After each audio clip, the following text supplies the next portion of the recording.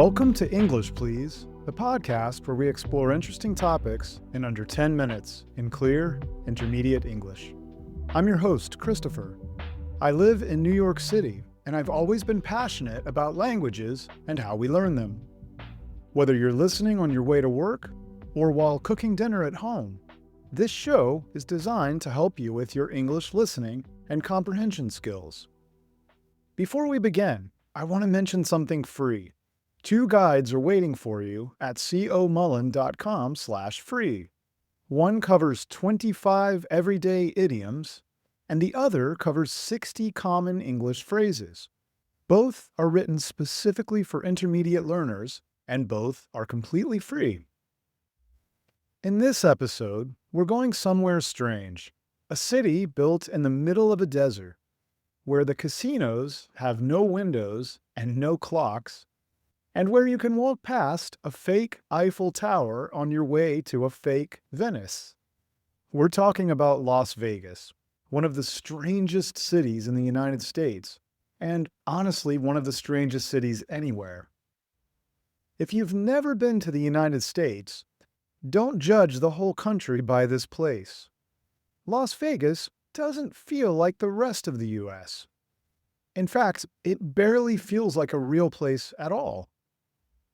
Las Vegas sits in the Nevada desert, hours from any other major city.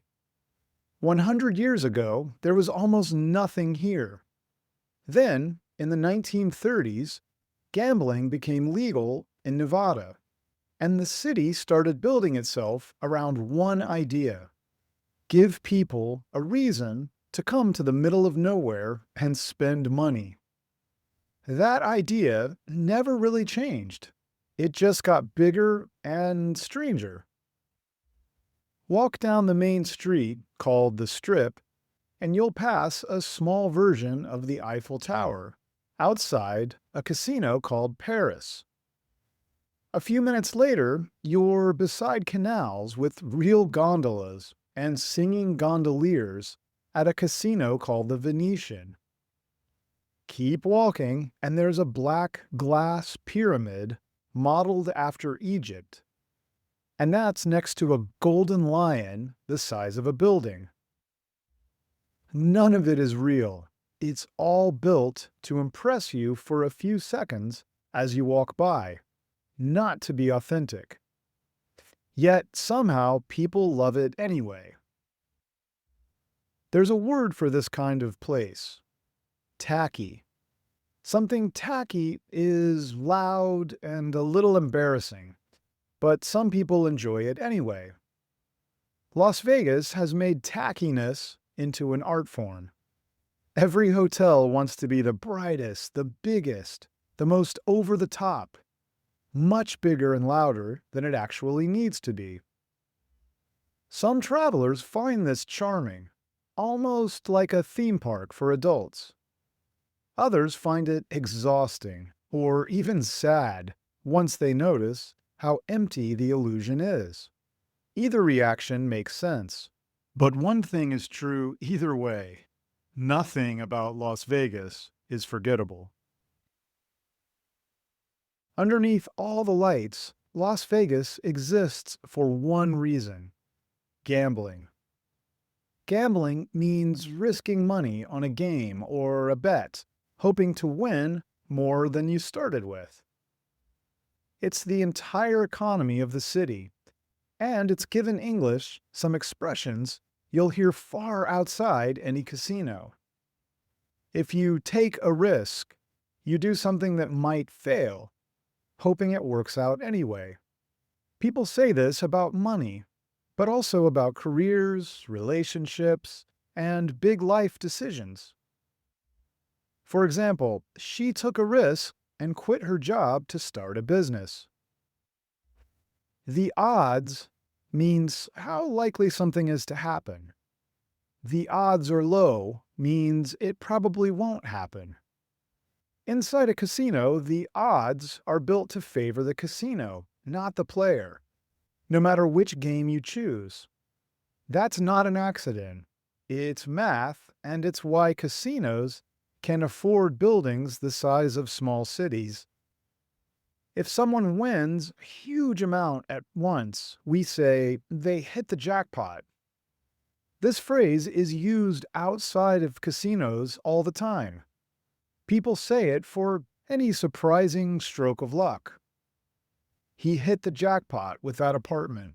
It's huge and it's cheap. And then there's breaking even, which means finishing with the same amount of money you started with. No win, no loss. Most gamblers hope for this on a bad night. Most casinos are designed so that almost nobody actually does. One detail says everything about how seriously Las Vegas takes this business. Casinos have no windows and no clocks. This isn't an oversight. It's intentional, so that once you're inside, you forget whether it's morning or midnight, and you keep playing much longer than you meant to. Las Vegas isn't only casinos and tourists passing through for a weekend. Real people live and work there, raise families there, and never set foot inside a casino except to go to their jobs. The city is also famous for something less obvious: weddings. Nevada has some of the easiest marriage laws in the country, and Las Vegas built an entire industry around it. Some couples plan their wedding for a year. Others decide on a Tuesday night, and they are married an hour later, sometimes with an Elvis impersonator singing as they walk down the aisle. Neither type of marriage is considered strange in Las Vegas.